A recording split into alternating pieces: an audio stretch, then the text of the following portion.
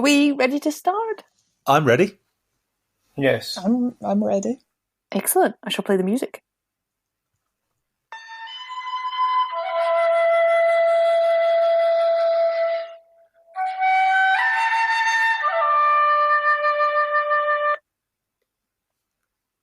Ta-da! Well Great. done, Michael. You didn't interrupt this week. I've been doing my best. I'm on my best behaviour. I don't know if I like the long intro, you know. Oh, we could cut it back. Sure, You're in what do other charge. people think? I prefer the short intro, but I thought people liked the long one, so I was happy to leave it be. No, we might can like go the back to shorter one. short. Yeah. Like that time they changed the name of Cocoa Pops and everyone hated it, and then they changed it back like 2 months later. What? What did they change it to? It was Choco Krispies. Oh my God, what Yes, I- wait, no, yes, that's the name that it's always had in Mexico. And Cocoa Puffs have always been Choco Krispies. Oh. But they're Wow. clearly Pops rather Interesting. than Crispies. Well, to be fair, they're not the shape of Cocoa Puffs. So that's a name that we would have in one of our cereals, except it wouldn't be the same shape. And it would be, yeah. So it's a different cereal. It is. I mean, yeah, I guess it is a different cereal. They just used another name. I was very sad to know that you couldn't get Choco Krispies here and in the UK. What are they like? Basically like rice coated in chocolate. Oh, That's what Cocoa Pops are, isn't it? Like puffed rice. Except Cocoa Pops are in the shape of a sphere.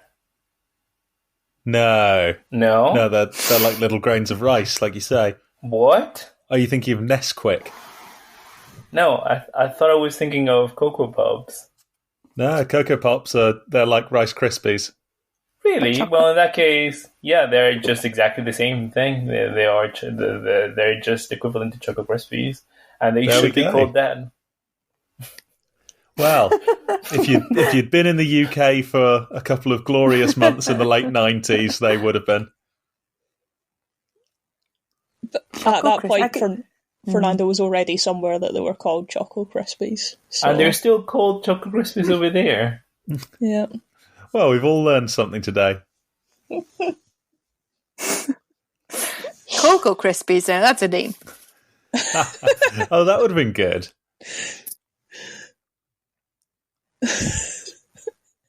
Oh, the sound cut out there. Sorry, I didn't hear what you said, Michael. None of us said anything. There was nothing to be said. I was I giggling. proposed an excellent new rebrand. Cocoa Crisps. Cocoa Crisps. Sounds Oh. like they'd be crisps, doesn't it? Yeah. Yeah, maybe. I'll work on it and get in touch with them. So this week's film was Crisp Camp. I mean, what was it? Choco.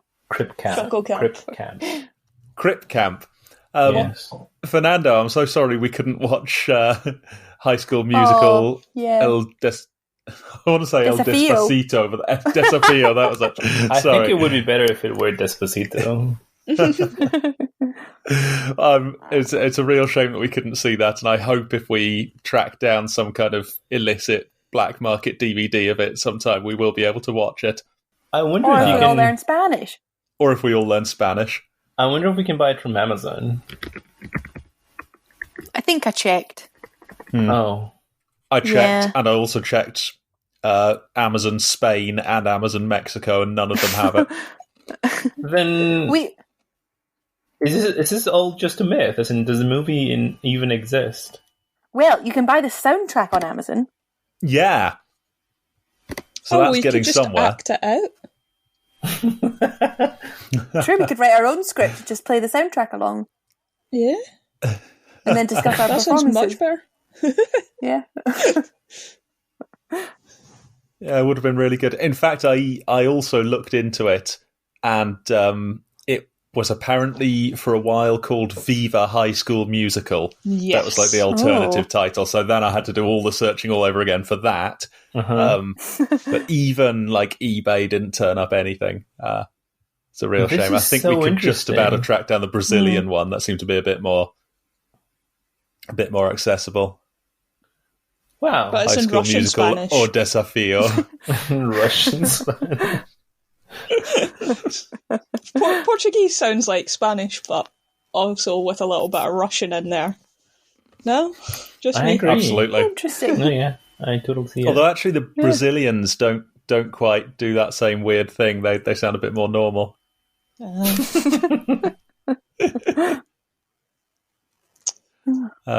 But I did watch the first song in that YouTube version that Laura found, and it was quite exciting. But I sort of had to make the story up myself. Oh, we should have watched it anyway and come together to see what different stories we had. We'd have to let Fernando go last, otherwise. Yeah. Oh, can we? I think we should do that anyway as a bonus episode. Oh, that would be kind of fun, wouldn't it? Yeah. So we write our own story. Yeah, I think we should. Let's do High it. School Musical, El Desafío, in Spanish with no subtitles.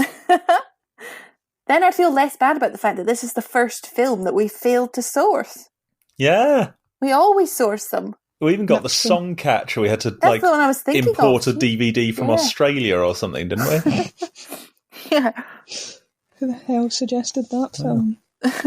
Well, maybe that should be the first thing that we all do together after the lockdown's over. We should all get together and watch it, and maybe like pause every 20 minutes and just discuss what's been happening so far. I think that'll be good. Sounds great. Yeah, I think we should do that. We could do it in Cannes. In Cannes, on the street, like next to the entrance that's guarded by a load of burly security men who won't let us in. My sister said you can go there. They do have like a public screening of some things, apparently. Okay. Like open and outdoors. And also I don't want to go to that. People at her work are going because they are technically industry, so I'm trying to make her see if she can get us anything. Oh, wow. Oh, that would be really good. Wouldn't it? Yeah, you need to really push her on that. Yeah, I will. I mean... It's got to be an invitation-only thing that we go to, though. I don't think we should stoop to public performances. We're an established podcast. So, Crip Camp, anyone? Crip Camp. Crip Camp. Fernando, where did you hear about this film? Well, perhaps unsurprisingly, I believe that I heard of it from the New York Times. Yeah, okay. Not unsurprisingly. Why unsurprisingly? Is that where you got your recommendations before? I mean, no, but sometimes I go to their art section and the subsection of movies and see what they can recommend. Well, I'm surprised by this news. Therefore, unsurprising. Instead of being unsurprised. So what did the New York Times say about it? What was it that lured you in and made you think I want to watch this? I think it was just I'm looking for the article and I cannot find it, but I think it was just the title of the article was some films that you need to watch during the quarantine or something like that. So it wasn't very journalistic. It was just a list of films that someone thought were interesting and they were recommending for you to watch during this time. The New York Times is basically BuzzFeed, isn't it? It is. 10 amazing movies you won't believe you haven't seen. Mm-hmm. That was good.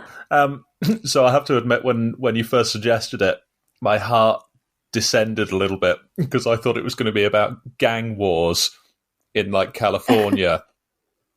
because there's a big gang called the Crips. And I was thinking, oh no, this is going to be like, and also it was, like a 2020 Netflix movie.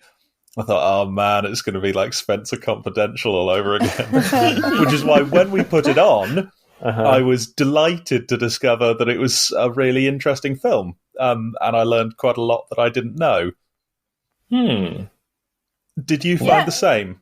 Yes, exactly. I guess that means that the documentary was a good documentary, because then you learned something you didn't know before. Yeah.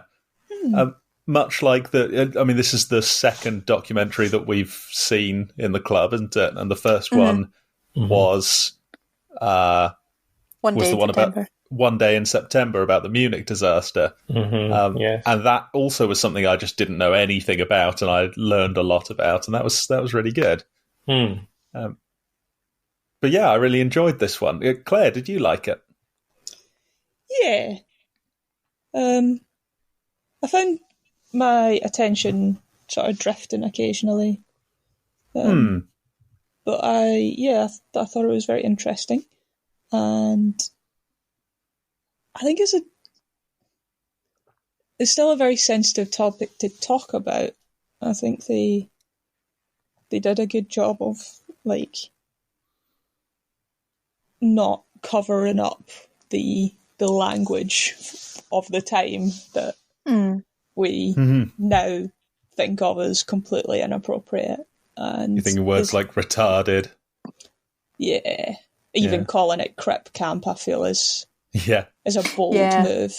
But I don't think they did that to shock. I felt like they did well with that. So I found it just interesting. I think it could have been a shocking and really inflammatory sort of documentary, and it wasn't. It was just interesting and like balanced, I think. And I enjoyed it. I think is my opinion. That's good. Yeah, it would have been easy for them to make it more shocking and to sort of go for the heartstrings more, but they instead just sort of presented a moment in time, presented a story about some people doing something historically important, and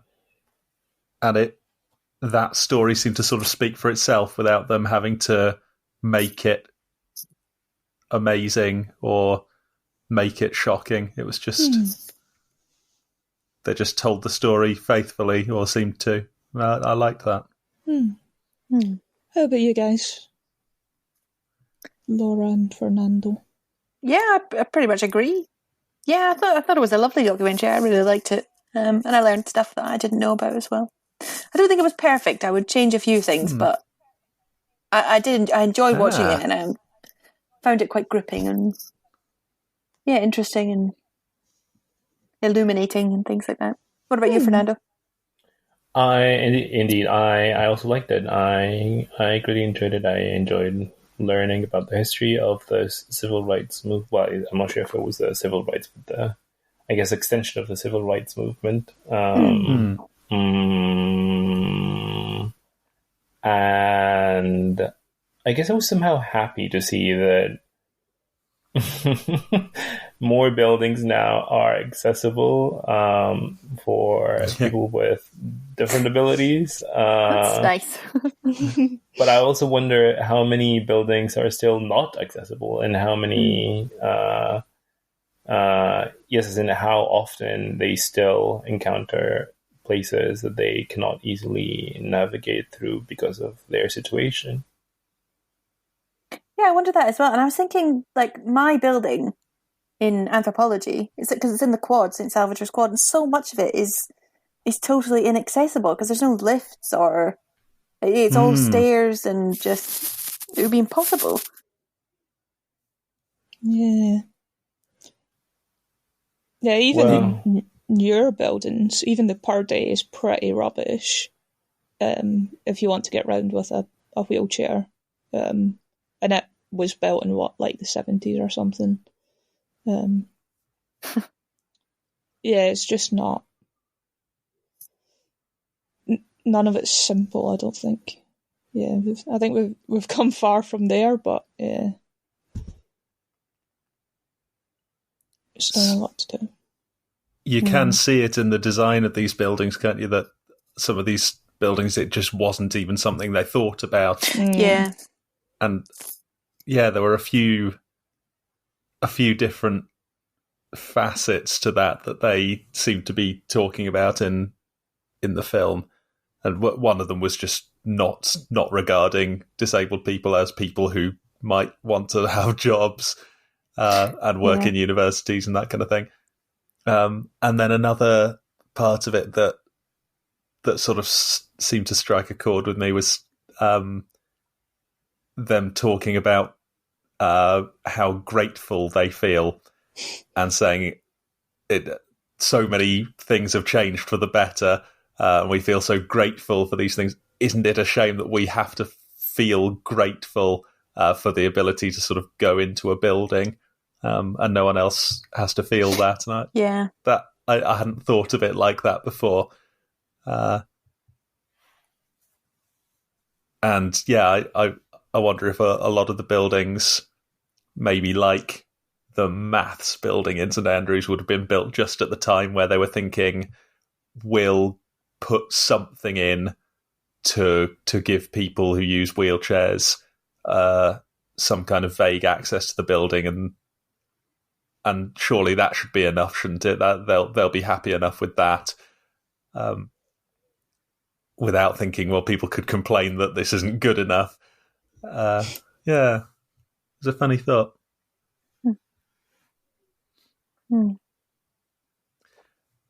Weren't the teenagers funny?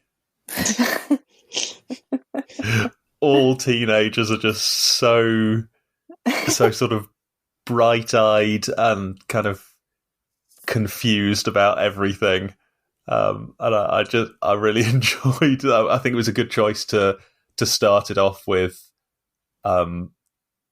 It's a story about people who changed the world by lobbying the US government and everyone, setting up entire companies. But it started with a bunch of sort of slightly awkward teenagers trying to navigate their social lives at a camp. I really liked that. Yeah, that was lovely.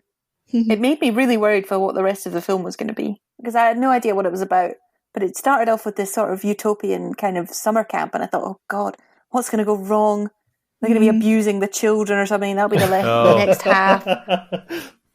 And it'll just all crumble into dust because nothing is ever that utopian or lovely or nice or...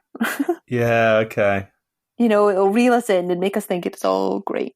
But luckily, it was just nice. A nice, easy ride about them being oppressed as in general.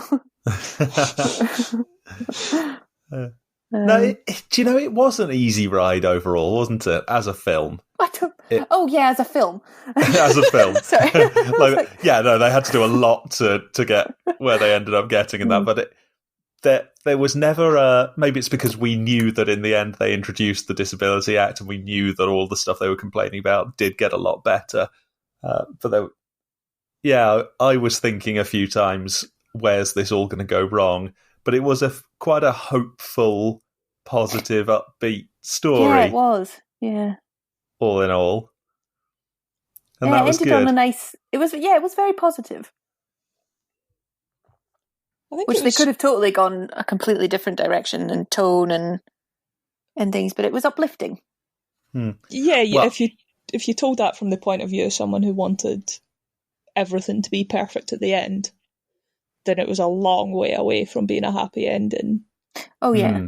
But framing it as, do you know what, people worked really hard and did do a lot of good. It makes it that bit nicer to watch it. It's a happy ending, isn't it? I think it's interesting in the current political climate, seeing that protest and just actually affecting change. Seeing protest work I think was Yeah. You're talking about the protests in America at the moment. yeah. Yeah. It was interesting that the police wouldn't, were almost afraid to touch them. Yeah. Yeah. Yeah, they Which would again is eventually arrest them, and we did see them finally putting them into vans and stuff, didn't we? But I wonder if it was. I wonder if in like the 60s they tended not to come down so hard on protesters and stuff. I don't think so. No, maybe not. I feel like that's the case in the UK. That there was a lot more, riot police and stuff will. If there's a protest going on in the UK now, there'll be a lot of kettling the protesters in, surrounding them, messing them around a bit, squirt them with a massive hose so they all go home. Whereas back then there was a bit more, we'll just let people protest. But no, I think in America it was pretty terrible, wasn't it? Yeah. I mean, this followed the original civil rights movement, didn't it? Where there were riots and horrible amounts of police brutality. Yeah, that's right. Do you think that the reaction of the police is basically in response to the also perhaps increasing reaction of the people that are protesting? As in, maybe, I'm actually not sure, but then I was thinking maybe in the past people were more mindful of other people's properties, and now they are so enraged because they've waited for so long that they now are too quick to set buildings on fire and then break glasses and things like that. I don't think so. I don't know much about it, but from what I was reading, the sort of Civil Rights Act of, what was it, 1968 or something, came after mass riots and looting and violence and this same sort of destruction of property, which is what gained a lot of ground. So I was reading after the assassination of Martin Luther King, for instance, they caused hundreds of millions, or million, I'm not sure what it is, because again, I don't really know much about it, but it was the same thing, this kind of just violent looting and things like that completely justified, obviously, but I don't think this is a new thing, certainly. And So but I can't account for it. it, but who knows what happens in America, to be honest. Yeah. I suppose the police were, maybe the violence is key to it. In America, when the police overreact and when they shut down protests and knock people about and throw them into the back of vans and stuff, it's usually either because of or with the excuse that they could be violent and end up doing a person or property damage. And I suppose it wouldn't have occurred to them that a bunch of people sitting in the road in wheelchairs could actually would cause a threat to anyone. Is that the difference that we were seeing? I think there was an element of that, a complete disrespect for the power of the people there. Because it was a complete mix of disabilities. So I think it was unfair to see them all as unable to fight back. But yeah, I think that standing back was a reaction to seeing someone as physically vulnerable. Okay. But I mean that respect certainly doesn't exist now. You see pictures of policemen pushing over elderly people or people with sticks or whatever. It's just tear gassing people just sitting on their porch. Yeah, people who are not a threat do get hurt now. So maybe it was a different mentality back then in the police. I don't know. Maybe not back then, but certainly in this instance. Yeah, okay. Mm. It was quite something to watch the protest, wasn't it? Yeah. And I think it was a very good example of how maybe non-violent and measured, reasoned protest can really make things happen. It was the bit that really stuck with me from that film was Judy debating with the guy who'd been sent by the government to negotiate with them, who'd obviously been sent with absolutely no cards in his hand and nothing to offer, and they didn't start chanting at him or start throwing things at him. She just sat there for what appeared to be hours, and you could see how worn out and how she was sweating. She was just so tired because she'd just been doing this for so long. But she was still just persevering and talking to him and saying, this is why this is not good enough. And it maybe ended up having a real effect. And that was good to see, because sometimes you can feel that maybe nothing really gets done until people start smashing glass and causing damage, and that's when people start to listen up.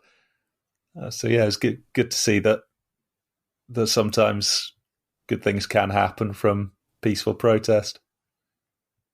It's difficult, isn't it? I don't know, because yeah, it is lovely to see that kind of dialogue and discussion, or not dialogue since he never really responded, but peaceful protest certainly. But it does also seem like violence is entirely justified sometimes and does get stuff done. Oh, entirely justified. Now here's where we get not violence against people, but the destruction of property and that kind of. It's difficult. Again, I wish I knew more about it, and I wish I'd read more about stuff like this, because I don't really have a fully formed opinion. But I just there's something uncomfortable about going, about what am I trying to say? About demonizing people who are doing that kind of destruction of property without really understanding the whole context or this frustration and this, because the fact that people are dying at the hands of the police, which is causing this justifiable rage and anger that I don't know, it's very upsetting, isn't it, the whole thing? Yeah. I wouldn't like to use this as an example of peaceful protest works, therefore there's no excuse for violence. I feel like in some cases violence is a response to provocation, and as we were saying, there wasn't the same police violence in this case.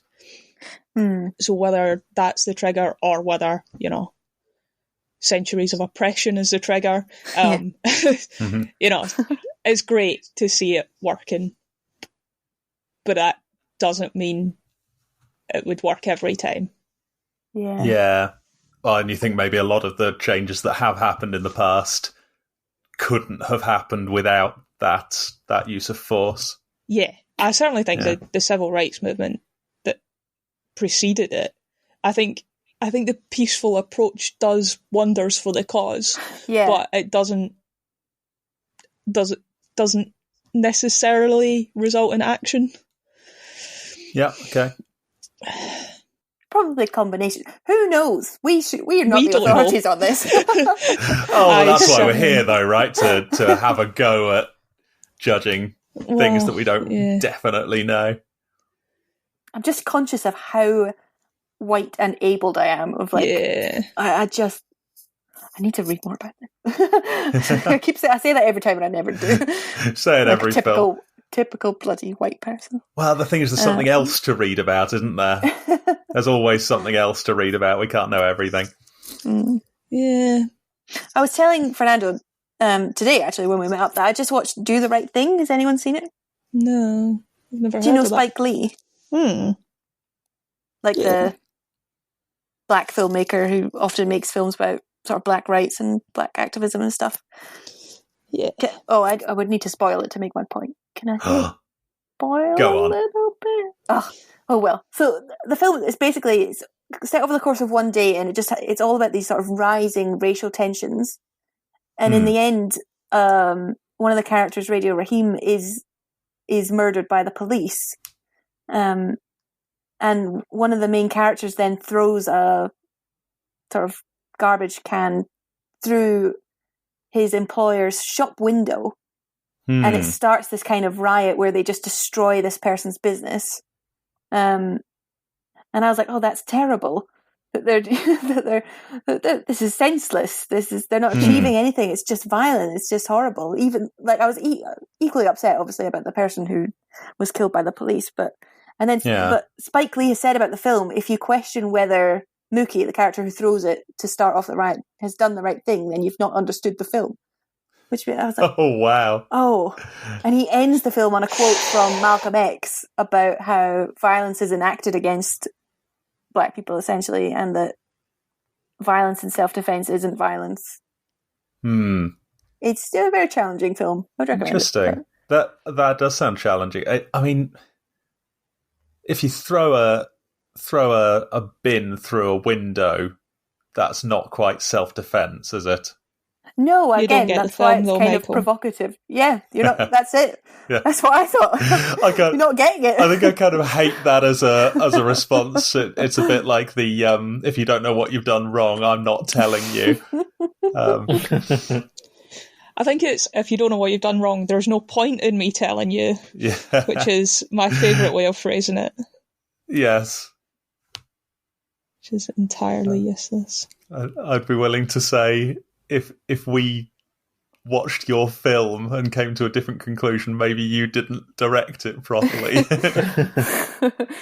I think he would say that he doesn't really care about white audiences understanding his work or not. Oh, that's fine then. Yeah. It's not far off. Yeah. But anyway, it's very so putting that together with other people who are saying, you know, look at this sort of mass murder of Black people at the hands of the police. The looting does not matter.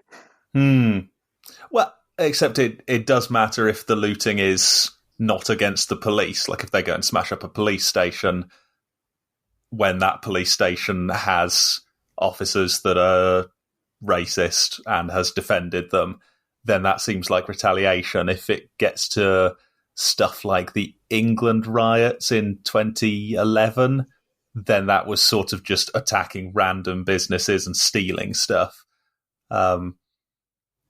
And there's a big distinction between those. That. What was that about again? Yeah, that was a very similar thing. That was someone. I think it was a young black man had been shot by the police in London under questionable circumstances, but this was an example of violence and rioting going terribly wrong. So there was sort of the following night there was a protest where they protested against the police, and then like the night afterwards that got a bit more out of hand and they started smashing stuff, and then just huge numbers of people who I think we would have to say didn't really know why it had all started, just saw that there was some rioting going on. It was a hot summer. People were restless, and a load of people just went out and started breaking into supermarkets and nicking all the TVs. And there was so much of it going on that the police couldn't keep up, and it spread to different cities. And there was no marching with placards and shouting at the police. It was just looting. And so, when I'm tempted to say, well, that protest would definitely have been a lot better if they'd kept it peaceful, wouldn't it? Or at least if they'd kept it focused somehow. Yeah. I don't know. I think the trouble with that one is that it wasn't necessarily protesters who were carrying out the violence. It was criminals who wanted a new pair of shoes. Exactly. And that, I think that was a bit different because that was just genuinely people like the family. It was Mark Duggan, I think, the guy who was killed. His family specifically asked people to stay home and not protest and stuff like that. And it was just people who wanted a bit of a fight, who were going out, rather than that was never going to affect change, I don't think. No.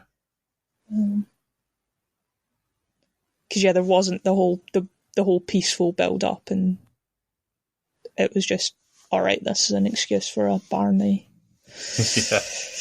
Yeah, so I suppose if you can, a big difference with what's happening in America is, I think everybody who's doing the stuff out there really knows what they're doing it for and is keeping it linked to why they're protesting, and that's very different. Well, I think, but in Crip camp, in Crip camp, that was a while ago. The protest did not really become violent, which is good. Yeah, it was more Gandhi than, what's the name of someone violent? It was a peaceful protest, that's what I mean. And all I was saying there was it's good to see that at least sometimes it can be possible to affect change without force. And that says something good for the US and for democracy, at least for one data point. Anyone else's new lifetime hero, Judy Hoyman? I love that's that. It. I'm just done now. Want to be her. She's so cool. Yeah, I love Judy. She was really good. I loved her accent. I loved her glasses. I loved the things she was saying. I loved her outlook. I loved how she treated everyone. Like, as a leader, I thought she was phenomenal. I think people could properly learn from giving everyone a voice, and just... It was good. She was just great. And they didn't make it too obvious, but so one note I made was one of the first scenes at the camp is her talking about what they're going to eat on Wednesday. Lasagna! Now, who wants lasagna? And who doesn't want lasagna? And just polling people and trying to guide them. What do you think of lasagna?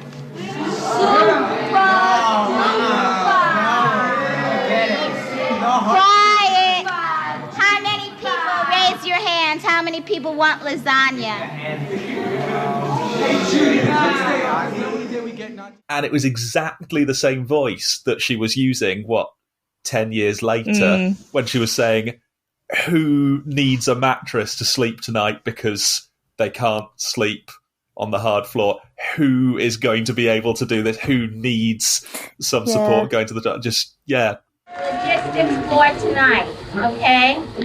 How many people in the room cannot sleep on the floor? Well, it's a nice parallel. I hadn't really thought about that. I surely they must have done it deliberately, because it was almost the exact same shot in the exact same way. Yeah, it was really good. I did wonder where she was for the signing of the document. So, do you know when they finally passed whatever the legislation was? There were just two middle-aged white men on either side of George Bush Sr. So, oh, good. I'm glad we're back to normality. Yeah, we won't have the people that led this campaign on there. So I'd like to know how involved they were. She did then join the government, didn't she? Did she? Yeah, that's what it said in the end. I think she was an advisor to someone. Oh, it says here, in 2010, she became the special advisor on disability rights for the US State Department, appointed by President Barack Obama. Who co-produced this. Yeah, what was that about? Brilliant stuff. That was surprising. He's got to do something with his time. Just going to carry on being amazing. Yeah. Good for him. And Yes. Michelle? Was it both of them? Yeah, it was both of them. I remember that. That's cool. Also, I had thought that she became the special advisor like a couple of years later, but no, it was a lot later, 2010. It's like 40 years later. Whoa, that's a long time. Or 30 anyway. That's a long time. That's my whole life. So did she yeah, do? maybe she was sidelined for decades before eventually she was given a decent position. So as amazing as Judy was, there were some real villains Villains. Who was in a the villain? film. Oh, I can't remember his name. What's his name? Cadamino? Oh, yeah. The president? Nixon was there for a while. He seemed to make things worse. Yep, I have written "fuck Nixon" in my Oh notebook. yeah, it was all ready to go and he vetoed it, right? Yeah. Yeah. This is, it always confuses me, like watching The West Wing and stuff, the way they have these colossal bills that go through the statute books, where they put sort of 30 different things into this bill that are all completely different, and then one president decides they don't like one thing and veto the whole thing and sets back all these other causes for so long. And it must be so easy to pick something that you just don't like the look of and claim you're vetoing it for some other reason. And it makes me think, why don't you pass that thing and then we'll talk about this one separately rather than trying to piggyback one thing onto another bill like we don't have enough time to just write them all down separately. Annoying. But yeah, sorry, that was a sort of side point. You're right, there were some villains. Yeah, what was the Italian sounding guy's name? Was it Cadafino or something? Cadafino, Muracino. Chocolate.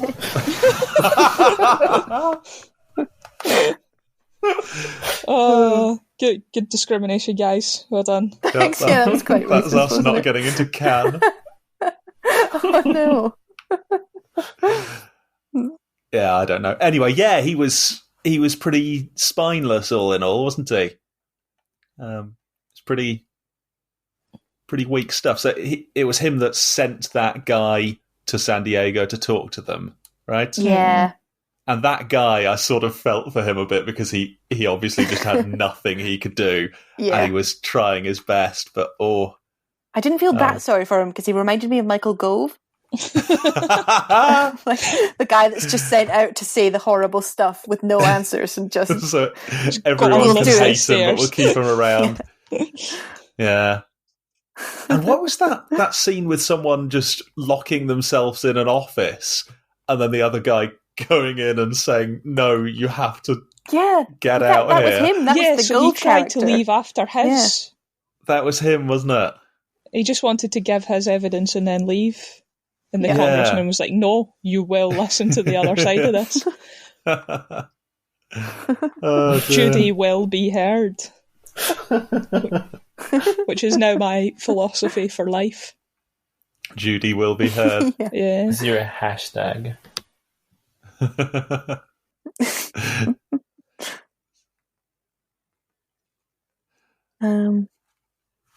But yeah, I mean, it's just you can sort of assume guilty of assuming that everyone, if they could just understand something, that they choose not to understand something, but if they could just see it, then they would change their minds. But it's just this willful ignorance and callousness, and they just don't care at all. It was just the political pressure that made them care, or not care, but made them make changes. It's just awful. Yeah. Yep. It was a weird one, wasn't it? Because you've got to think none of them are sitting there thinking, "Oh, fuck disabled people, I hate those guys." But they probably were all thinking, oh, that's a shame, isn't it? If I could make them, if I could heal their disabilities, I would, but I can't, so never mind.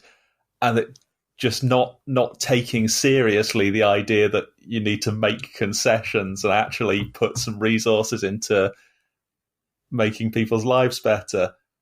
And it's rare to see, particularly in a film, a sort of single small group of people that can change a dialogue around something like that so much. And you just think that, what if disabled people hadn't got organised like that? Would things just not have progressed at all? Yeah. Yeah. I think, yeah, so what you were saying, Laura, as well, is what Michael's saying there. The idea that it takes people to be trod on for so long and treated so badly for so long, and for it's got to be them that says, oh, well, actually, did you not notice that this isn't right? Like, the lack of compassion and empathy. Yeah. That just no one thought, oh, maybe we should put some ramps in so that people in wheelchairs can get into buildings. Until people in wheelchairs said, I'd quite like to get into buildings, please. But even then, they were like, no, you don't need to get into this building. I don't want to put in the ramp. Just like, what else are we doing? Who else are we just ignoring the needs of? That's my thought, is what are we still getting wrong?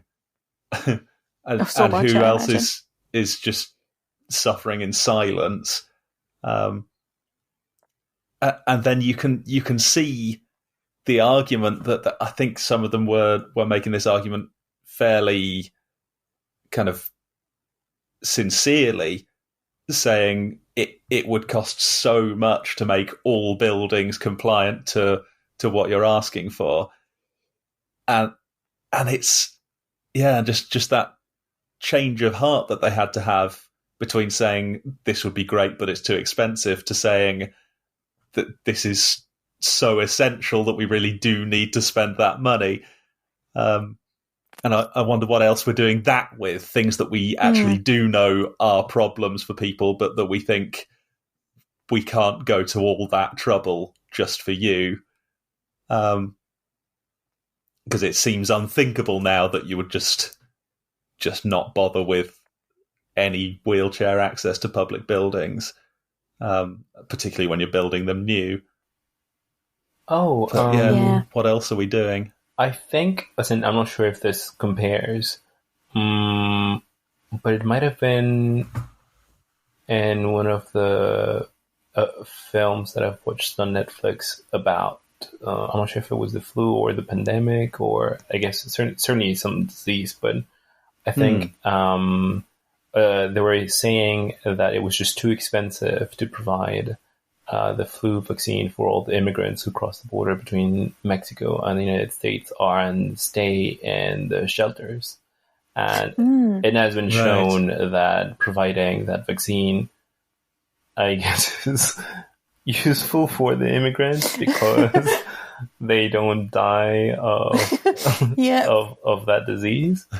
But then, but I think that the government of the United States has said that either it's just too expensive, or for some reason they are unwilling to provide funding for that vaccine. And it's how can you kind of compare that and say, look, how many like military helicopters would you have to not build in order to just completely solve this problem? And it with flu vaccines, it's probably like one. Yeah. Wait, but then, okay, yes, I totally see that, but then surely there are so many more problems that perhaps individually can be easily solved, but we also somehow have to look at them in aggregate, given that they exist in aggregate, and we cannot, I guess, focus all. Probably there isn't enough money to solve all the problems just by giving money, right? So maybe, yes, when we look at one particular example and we say, oh, I guess that this, I just happen to see how easily it can be fixed. And maybe in that example, you just have to go through all the bureaucracy and solve that example. But the coexistence of so many problems perhaps make me say that it's just impossible to solve them all at once. Yeah, that's absolutely true, isn't it? So which ones do you keep trying to solve, and which ones do you try and see the bigger picture and say, well, we need to stop spending at some point? This was... I'm kind of glad we have not yet picked Schindler's List for the film club, but this was a thing he struggled with at the end of that film when they're all sort of praising him as this hero, saying, thank you, you've saved so many of us. And he just says, look at this watch I'm wearing. I could have sold that for another 100 marks and I could have got another 2 people free. And there are 100 people there thanking him for saving their lives, but he's saying, why on earth did I not just do 1 more or 2 more? Why didn't I sell my house? Why didn't I? And he was obsessed with this idea that he should have gone further. And maybe he should have, and maybe we all should have, but it's, you can always do more. That's the weird thing about charity collectors and stuff. People kind of resent being asked for money on the street by people collecting for charity. But for some bizarre reason, because of, I guess, the way that human brains just don't really handle numbers properly, we will definitely give a lot more money towards important causes if people stand around and shake buckets at us, because for some reason, we're not capable of just doing the sum in our head saying, how important is me having a certain lifestyle? How important, how many people's lives can I save by spending a certain amount of money? And making that decision. Yes, I had that very argument weaponized against me not that long ago. Really? Bloody, that guy went in from a milkshake habit. You'll have to remind me. I remember I got signed up for bloody £12 a month to the British Heart Foundation because I owned up to having a milkshake a day. Oh, yeah. He said, would you give up 1 milkshake a week to save a child's life? Oh. You can't say no, can you? Well, that's a good milkshake. And that's the impossible thing is, like, yeah, of course, like he's right, isn't he? And then once it's milkshake, it's like, what about running a car?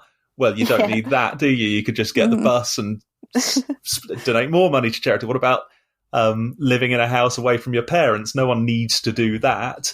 You could give that up and give more money away. Maybe we should be doing all these things, but maybe we should. But I mean, no one does, like that. And no one's suggesting that we do. Yeah, I mean, there are, I guess, some people who dedicate their lives to feeding the poor and helping people in need. Maybe we should all do it, but it's at some point maybe you have to have you have to try and just improve your own life. When is it time to be a bit selfish? It's hard to know. Ugh. If you're a Muslim, this is easy. They have the number set for them, don't they? Do they? I don't know about this. I think it's one of the pillars of Islam is charity, and I think that in order to be a proper Muslim, you are supposed to give away, is it 1/12 or 1/20 of everything that you earn after you paid for food and shelter. Oh wow! And so that's easy, and loads and loads of Muslims just work out how much that is and they pick the charity of their choice and they donate it. Because that's what the faith tells them to, and it's got to be kind of comforting having a number that you can put on it. I've given my 5%, but then of course, in my opinion, it can't possibly work like that. Somebody who's got a lot should be donating a lot, and someone with very little shouldn't be giving anything at all, and that's baked into the tax system. So then maybe taxes are another way that this happens. We could say, well, I pay my taxes. That's what we as a society have decided that you have to pay. But it doesn't work. These are impossible answers, aren't they? Yeah. Just eat the rich, that's what I say. Eat the rich. I like it. Yeah. Crip camp. Crip camp. What other thoughts do we have? It's a good soundboard to start talking about some other things, isn't it? Crip camp. What about other characters? What about the cool guy with the cigarette? Oh, yeah. What do we think about the cool guy with the cigarette? He was cool. I don't think I'd have got on with him. I think he thought he was too cool. Which one was that? Was it Jimmy LeBrecht? No, the guy who was in it throughout, or was there another guy with a cigarette that I can't remember? Jimmy was cool. I can't remember which one Jimmy was. The guy in the camp at the start. I think he had a wheelchair. Oh, yeah. Sorry, I remember. He looked a bit like Jacob Rees-Mogg. But with long hair. And he was so blasé about everything. He was cool. I really liked Steve. So remind me of Steve? I think he had... I don't really know. He was very vocal at the sort of round table discussions. I remember particularly when they were talking about parents and how protective and stuff they were. And he was just so passionate about it. You could just hear how... And like he had sort of trouble with speech and stuff, but he was so eloquent in his way. I thought that was fascinating to watch. I just thought I thought he represented what must be an incredibly frustrating situation. Just really powerfully. It really affected me. One of the bits that amazed me the most was it in that scene when he is describing something or other, and the girl sitting opposite him spoke up, and I don't know if you remember, they didn't even they didn't subtitle it. It was, you couldn't understand what she was saying, or I couldn't, and clearly the filmmakers couldn't.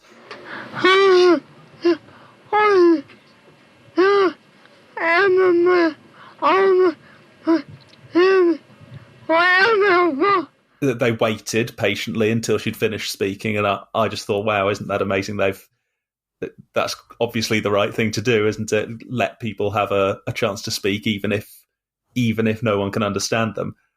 But he totally could understand her, and then he said, I think what she's trying to say is this, and explained it all. I think that it is about what everybody wants. Is that right? And she nodded and said, yeah. And I thought that there surely can't be any better demonstration of why disabled people should be involved in conversations about disabled people than just that level of understanding what other people are feeling based on sharing something. I think it showed huge intelligence as well, being able to work out what she was saying from very little linguistic information. But he was astute enough to figure it out. I thought that was good to see. Yeah, he was great. Mm-hmm. Didn't particularly enjoy the whole like striptease thing. Oh yeah, that was him, wasn't it? I did quite enjoy that. That was quite something. It's only a matter of time before someone picks Rocky Horror Picture Show. It's a good film. I'll take your word I don't for want it. to I've know. seen it. I'll find out We'll if someone save that chooses one. Have you not seen it? No. No. Neither have you seen it. Fernando, have you seen it? No. I think I know what Laura's picking next. Is that a cog that I heard turning? Brilliant. I think those were all of my main thoughts. Did anyone else have any thoughts they had? I wondered about the way that they subtitled some people. Mm-hmm. And I thought maybe they shouldn't have done that. Okay. I know it might have been hard for some people, and me included, to understand what they were saying, but it also feels like that's kind of catering towards a more abled audience, maybe? I don't know, it just felt weird to... How do you mean? I mean, if I don't know. I just see it as a failing in me. I see it as what? an ability that I lack and I've been catered for. I'm lucky that one of the things I'm less able at is catered for by mainstream society. Yeah. The subtitle being... The subtitles, yeah, I couldn't understand. Yeah. And, someone who's deaf can't understand because they can't hear the words. That's an argument for subtitling everything, I think, which would be fine, which would be totally fair. But they chose to subtitle, obviously, people that it was hard to understand. But I just, I mean, I do agree with it, and I think it's a good decision, to be honest. But and the directors are obviously like James LeBrecht and the other person who was in it, so it's not like it was an abled person just putting subtitles on, which I think might have been a different somehow. I don't know. I guess I think it's very complicated things, but I'm not sure. As I say, I resolve it with myself by seeing it not as the subtitlers demeaning the people who are speaking, but rather catering to my inability. And that's something I could get better at, presumably. I might be able to, or I might just not be able to. And I'm just unlucky in that way. I watched the whole film with subtitles, so I did not notice that some people were being subtitled and some people weren't. Because everything was subtitled. Yeah. There we go. Oh well. But yeah, that was my last thought. I think I can maybe see what you're thinking. Do you remember that TV show Trawler Men a few years ago? So offensive. It was like a crappy reality TV show, but it followed a bunch of trawler men, people fishing in the North Sea, and they were so Scottish, and they spoke in such a like particular dialect. I guess it was Aberdeen or something. Yeah. That they put subtitles on for big parts of what they were speaking English, and I did think, like, does that seem a bit exactly like a bit insulting to them? Say, because you're sort of saying, look, I don't think anyone's going to understand you because you're talking so funny. But then at the same time, but it was really difficult to understand what they were saying if you weren't from that area. Well, that seems like a you problem. Yeah, but I mean, then I'll just not bother watching the film, right? It's my problem that I can't understand Japanese, but I would just never watch any Japanese films unless there were subtitles. And I don't think you can expect everybody to understand every accent and language variety in the world. I think translation and subtitling is a good thing. as I think you were saying for this, you think it probably is the right decision. But Yeah. I can see what you mean, because you do That's sort of fine, have to. You do sort of have to openly say, I don't think most of the target audience is going to understand you, so we're Yeah. subtitling you. Yeah. Yeah, and when it's only certain people, it does become very personal. It's marked. Hmm. Yeah, it's Yeah. different somehow. And as you say, perhaps if it had been that's everyone. even. There we are. Perhaps it's even more noticeable if the person is trying to speak in what people would understand as a common, like, standard dialect. Yeah. Funny. No, I'm glad they did, though, because I think it's important for people to hear what they're saying, and that there's a lot of good stuff that... Oh yeah, that's the main thing, I suppose, is Yeah. that. But yeah. Oh, that's a good point. Good film. Thank you for picking it, Fernando. Yes, Oh, thank you. thank you.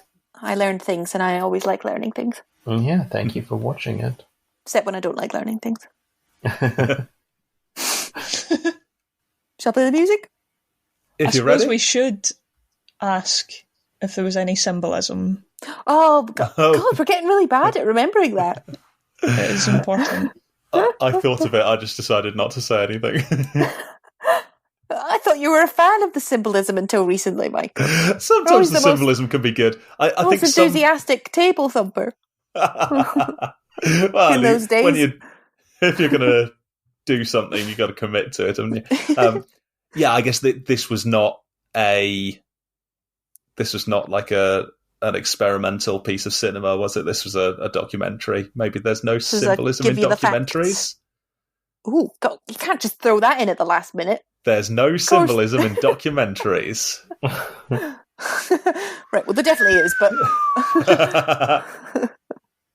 I don't know if there was in this. Maybe there was. I didn't think about it, to be honest. Yeah. Nor did Unless I it is a until right now. documentary on symbolism. Oh my goodness. Mm. No, it's broken my brain. Okay, the whole sit-in is symbolic, isn't it? Yes, it is. Yeah, Can you elaborate? it's symbolic of their refusal. Mm-hmm. Well, I suppose it's their literal refusal to move. Yeah, sometimes it's hard to tell what's symbolic and what's literal, isn't it? Yeah. So that's Well, a a hunger strike is yeah. No, that's quite literal as well, isn't it? Hungry for equality?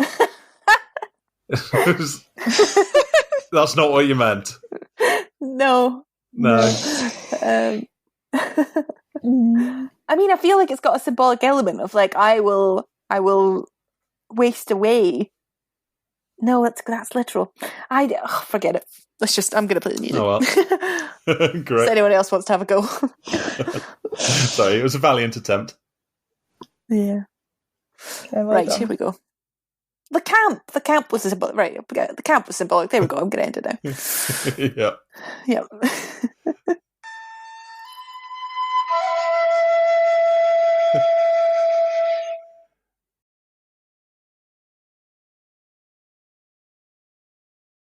Also, well, Laura, would you like to pick the last film before the Oscars?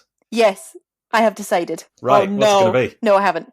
No, sorry. No, I changed my mind.